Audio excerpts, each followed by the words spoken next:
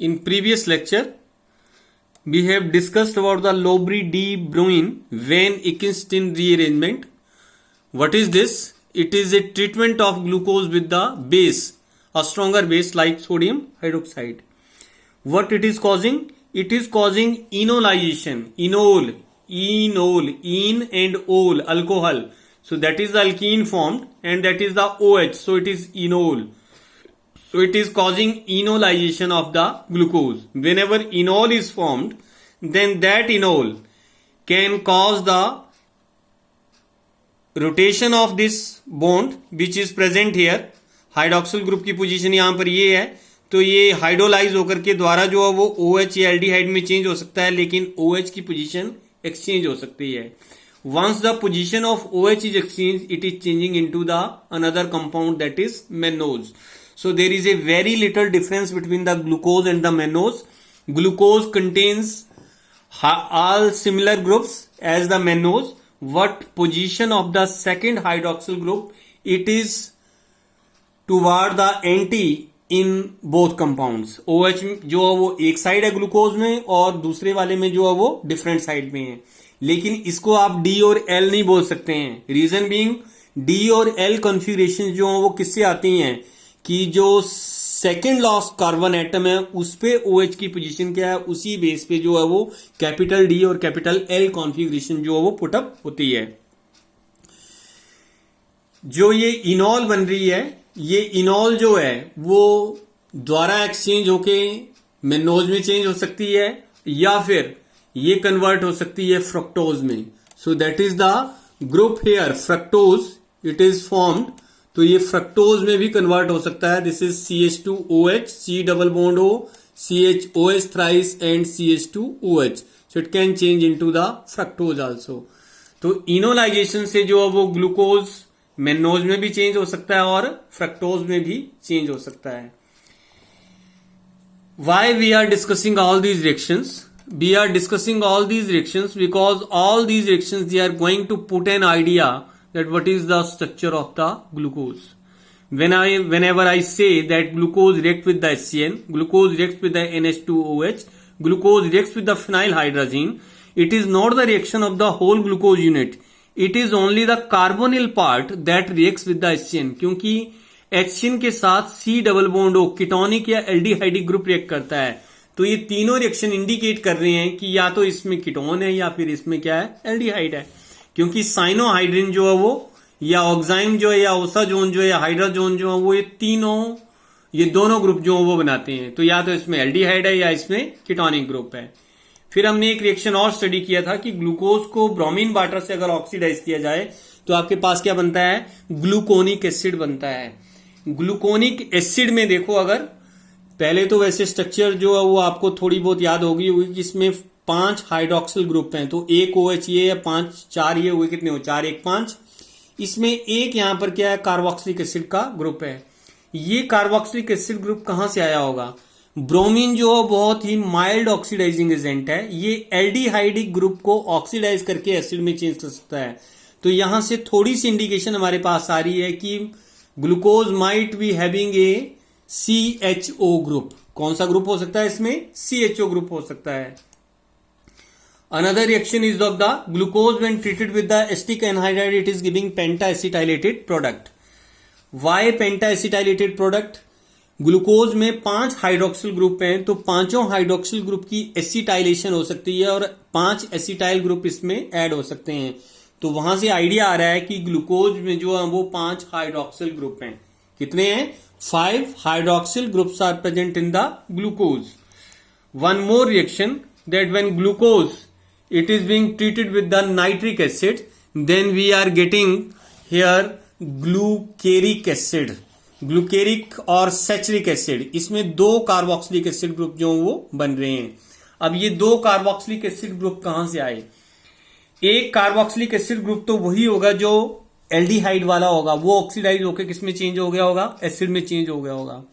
दूसरा जो carboxylic acid group है वो प्राइमरी अल्कोहल की ऑक्सीडेशन से बना होगा. Where is the primary alcohol? ये जितने 4 बीच में अल्कोहलिक ग्रुप है ये सेकेंडरी है. ये जो फर्स्ट वाला है that is the primary alcoholic. तो इसकी ऑक्सीडेशन से जो वो COOH बना होगा।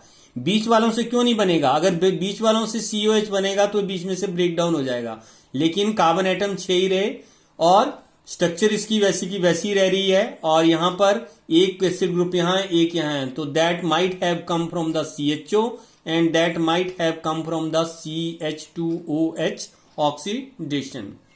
Let us see another reaction here. This is important one. Action of the Malpered reagent. What is Malpered reagent? It is hydroiodic acid HiO4. किसको बोलते हैं? HiO4 को. This is a reagent that reacts with the 1,2-diols. किसके साथ react कर सकता है ये? 1,2-diols से. This is one carbon, this is another carbon. तो 1 कार्बन पे OH, सेकेंड कार्बन पे OH, तो इनके ऊपर जो रिएक्शन कर सकता है, या फिर ये इस तरह के कंपाउंड के ऊपर रिएक्ट करता है जिसमें एक में हाइड्रोक्सिल और उसके एडजेसेंट कार्बन पे कार्बोनिल ग्रुप होना चाहिए. What it causes? It causes to break the bond from the center. यहां से बॉन्ड को ब्रेक कर देगा. It causes to break the bond from the center. इसमें ऊपर वाला पार्ट जो वो एल्डिहाइड में चेंज हो जाएगा, नीचे वाला पार्ट भी एल्डिहाइड में चेंज हो जाएगा. If it is alcohol, it changes into aldehyde and aldehyde. और अगर ये ऊपर का कार्बोनिल पार्ट है, then that changes into acid and released as formic acid. Remaining lower part is alcohol that will change into the aldehyde. So one aldehyde and one acid that is being formed. When glucose is treated with the periodic acid, then we are getting 5 molecules of the formic acid and 1 molecule of the formaldehyde. तो 5 हमारे पास formic acid बन रहे हैं और एक क्या बन रहा है हमारे पास? फॉर्मेल्डिहाइड बन रहा है. Let us try to retrack the structure कि क्या स्ट्रक्चर हो सकती है. सबसे पहले हम एक फॉर्मिक एसिड और एक एल्डिहाइड को जो वो रिवर्ट बैक करेंगे. तो कैसे रिवर्ट बैक करना है? ये फॉर्मिक एसिड है, ये फॉर्मेल्डिहाइड है. फॉर्मेल्डिहाइड बना होगा CHOH से, सो दैट इज द CH2OH. ऊपर बताया मैंने कि अल्कोहलिक ग्रुप होना चाहिए, उसकी ऑक्सीडेशन से क्या बनेगा? एल्डिहाइड. तो ये रहा नीचे अल्कोहलिक ग्रुप, तो अल्कोहलिक ग्रुप की ऑक्सीडेशन से बनेगा ये फॉर्मेल्डिहाइड. और फॉर्मिक एसिड किससे बताया कि अगर CHO हो ऊपर तो उससे क्या बनता है? यहां पर फॉर्मिक एसिड बनता है. तो ये जो फॉर्मिक एसिड है ये कहां से बना होगा? CHO से. सो that is the first structure. तो एक फॉर्मिक एसिड ये हो गया. सेकेंड फॉर्मिक एसिड मैंने ये ले लिया. अब ये दोनों प्रोडक्ट किससे बने होंगे?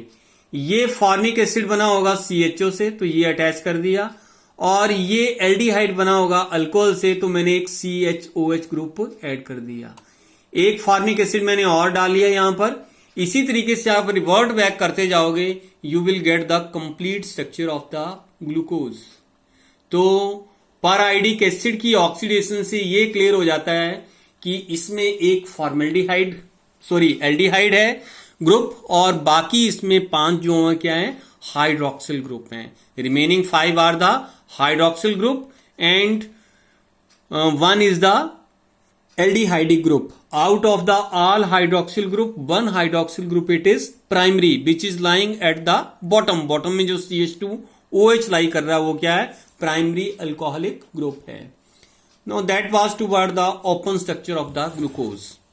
लेकिन अभी भी ग्लूकोज की स्टोरी जो है वो ओवर नहीं हुई है. What is the reason? We are not satisfied with the our concern about the structure, because there are some problems which are lying with the structure of the glucose. And what are those problems? We will discuss them one by one. Here वैसे तो इसकी configuration है, लेकिन आपको ये structure फिलहाल याद हो जानी चाहिए ग्लूकोज की. Which hydroxyl part is toward which side? ये CHO. पहला हाइड्रोक्सिल ग्रुप इस लेफ्ट साइड को, दूसरा राइट साइड को, ये लेफ्ट साइड को. फिर ये दोनों हाइड्रोक्सिल ग्रुप जो वो एक ही साइड रहेंगे हमेशा, एंड CH2OH.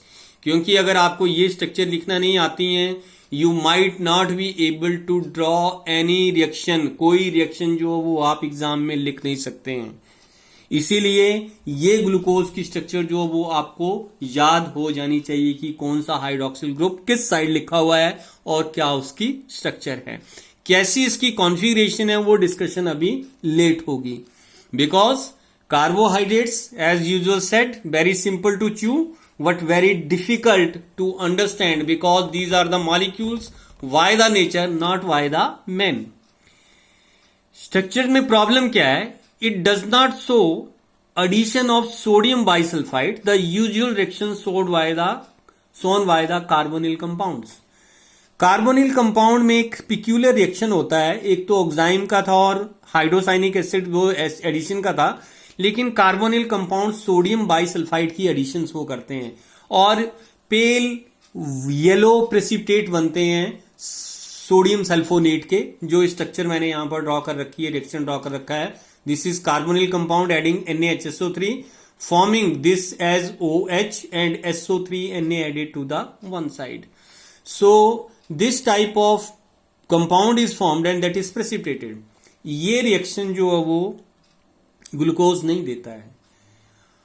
इसका मतलब है कि ये एक तरफ से ये कह रहा है कि इसमें CHO ग्रुप नहीं है, जबकि 2-3 रिएक्शन ऐसे डिस्कस किए हमने जो ये इंडिकेट कर रहे हैं कि इसमें एल्डिहाइडिक ग्रुप है।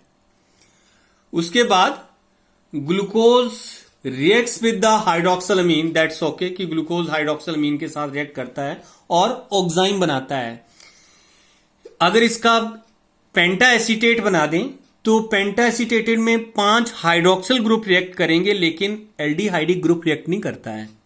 But I am saying penta acetate जब भी बनेगा, पेंटा एसीटेट में एल्डिहाइडिक ग्रुप रिएक्ट नहीं करता है, केवल हाइड्रोक्सिल ग्रुप रिएक्ट करता है, as it is shown in the below reaction.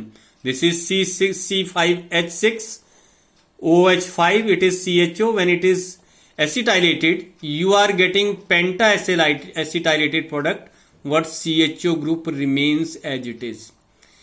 लेकिन अगर इस पेंटा एसीटेट को मैं रिएक्शन करवाना चाहूं किससे? हाइड्रोक्सिलमीन से। क्यों? क्योंकि इसमें क्या है? CHO ग्रुप प्रेजेंट है, और CHO ग्रुप प्रेजेंट है तो वो CHO ग्रुप हाइड्रोक्सिलमीन के साथ रिएक्ट करना जाना चाहिए, लेकिन पेंटा एसीटेट जो है वो इस रिएक्शन को नहीं देता है। Again it is going to indicate that it is not having a aldehydic group. पहला रिएक्शन ऊपर वाला था, ये आम जो है वो कीटोन्स और एल्डिहाइड जो वो देते हैं, जो सोडियम बाइसल्फेट की एडिशन, बाइसल्फाइड की एडिशन, वो रिएक्शन नहीं शो करता है। नीचे ग्लूकोज तो रिएक्ट कर रहा है पेंटा एसीटेट हाइड्रोक्सिलमीन के साथ ऑक्साइम बनाने के लिए, लेकिन पेंटा एसीटेट उसका जो है वो नहीं बना रहा है, जबकि उसमें CHO ग्रुप जो है वो इंटैक्ट रहता है, उसमें कोई चेंज नहीं आती है। What are some another problems regarding the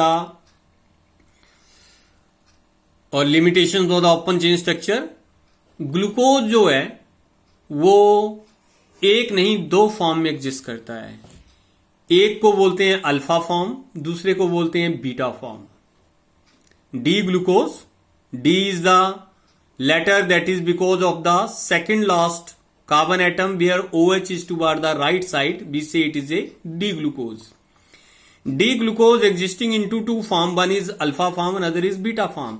अगर रूम टेम्परेचर पे इसको क्रिस्टलाइज किए जाए तो उसका अल्फा डी ग्लूकोज बनता है और उसका मेल्टिंग पॉइंट आता है 490 kelvin.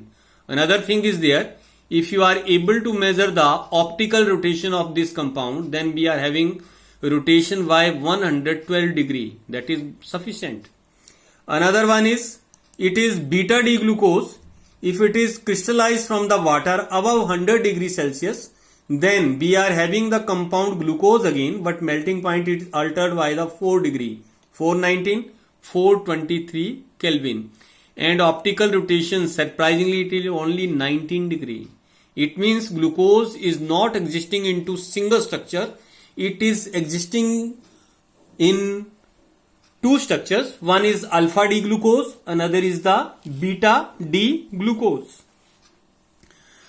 Another thing is here कि अगर अल्फा डी ग्लूकोज है या बीटा डी ग्लूकोज है, वो पानी में सॉल्यूशन में ले लिए जाएं, मतलब एक को भी पानी में डिसॉल्व कर दिया, दूसरे को भी पानी में डिसॉल्व कर दिया, तो धीरे धीरे अल्फा डी ग्लूकोज बीटा में चेंज होता जाएगा, बीटा डी ग्लूकोज अल्फा में चेंज होता जाएगा। क्या कहा मैंने? these forms alpha D glucose, beta D glucose, they are quite stable in the solid state. But when they are being dissolved in the water, suppose alpha D glucose ही लिया है, वो पानी में डिसॉल्व करोगे तो धीरे धीरे वो बीटा में कन्वर्ट होना शुरू हो जाएगा। अगर बीटा डी ग्लूकोज लिया है तो वो किस में कन्वर्ट होना शुरू हो जाएगा? अल्फा में। क्या टोटली कन्वर्ट हो जाएगा? ऐसा नहीं है। It will form an equilibrium mixture. क्या बनाएगा ये? Equilibrium mixture. और इक्विलिब्रियम मिक्सचर इस तरह का होगा कि ऑप्टिकल रोटेशन जो है वो सॉल्यूशन की 52.7 डिग्री हो जाएगी। कितनी हो जाएगी? 52.7 degree. So it is change in the optical rotation. Whenever such a change in the optical rotation is there for two isomeric form, we say it is mutarotation. कोई ऑप्टिकली एक्टिव कंपाउंड है, glucose है यहां पर optically active compound. ये optically active compound जो है वो 112 degree इसकी ऑप्टिकल रोटेशन आ रही है या 19 डिग्री आ रही है, क्योंकि दो फॉर्म में एग्जिस्ट कर रहा है। So there is a change in the optical rotation of a compound with solution. जब इसको सोल्यूशन में चेंज कर रहे हैं आप तो ऑप्टिकल रोटेशन में क्या आ रही है? चेंज आ रही है। This change it is termed as the mutarotation. It is change in the optical rotation. What is happening here? When you are dissolving one of the compound, then it is slowly being converted into the another form. But both forms they are coexisting. दोनों form जो वो coexist कर रही हैं। ऐसा नहीं है कि एक फॉर्म खत्म हो गई और दूसरी बन गई। इक्विलिब्रियम मिक्सचर में है 52.7 डिग्री जो वो कलेक्टिव आ रही है optical rotation. Means it also contains alpha, it also contains beta. So that is the another limitation related with the open chain structure of the compound that cannot be explained with the help of the open chain structure of the compound. अगर ultraviolet spectra लिया जाए glucose का, that doesn't show the presence of aldehydic group. UV spectra क्या होता है? UV spectra जब आप लेते हैं तो स्पेक्ट्रा में एक पोजीशन आती है 285 या 290 सेंटीमीटर इनवर्स पे, वेवलेंथ सेंटीमीटर पे, 285 टू 290 पिकोमीटर पे आएगी। ये वेवलेंथ है ये। तो इस वेवलेंथ पे जो है वो एल्डिहाइड या कीटोनिक ग्रुप जो वो एब्जॉर्ब करते हैं अल्ट्रावायलेट में।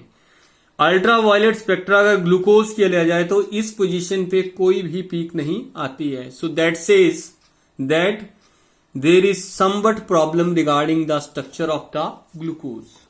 सम more problems may be there. limitations with the open chain structure. This is acetal formation. What is this acetal formation? Let us see first of all reaction. तो ये नीचे मैंने एस्टेल्डिहाइड का रिएक्शन शो कर रखा है। See here, this is acetaldehyde when treated with methanol. तो इसमें H जो वो ऑक्सीजन पे OH और OCH3 जो वो कार्बन के साथ लिंक हो जाता है। इसमें एक हाइड्रोजन लगनी थी, लगाई नहीं है यहां पर, क्योंकि वैलेंसी 1, 2 एंड 3, फोर्थ ये जो हाइड्रोजन है इट शुड बी हियर। तो इसमें OH OCH3 इसको बोलते हैं हेमी एसिटल। क्या बोलते हैं इसको? Hemiacetal. एक मिथेनॉल और ऐड होता है इसमें और यहां भी हाइड्रोजन आनी थी C के साथ, OCH3। It is full acetal. क्या बोलते हैं इसको? Full acetal. एक एल्डिहाइड ग्रुप में जो है वो 2 मिथेनॉल के यूनिट यूटिलाइज होते हैं। This is 1 methanol unit, 1 mole. This is the another mole in presence of dry HCl gas. When 2 moles of the methanol are used for 1 mole of aldehyde, then we are getting a full acetal. अगर glucose भी aldehyde है या उसमें aldehydic group है, तो aldehydic group में जो है वो कितने मिथेनॉल यूज होने चाहिए? 2 मिथेनॉल के मॉलिक्यूल यूटिलाइज होने चाहिए, 2 मोल, ताकि उसमें क्या बन जाए? एसिटल बन जाए। लेकिन ग्लूकोज में जब मिथेनॉल ड्राई HCl गैस की प्रेजेंस में ऐड करते हैं तो केवल एक ही मिथेनॉल का मॉलिक्यूल यूटिलाइज होता है और ये फुल एसिटल में चेंज हो जाता है.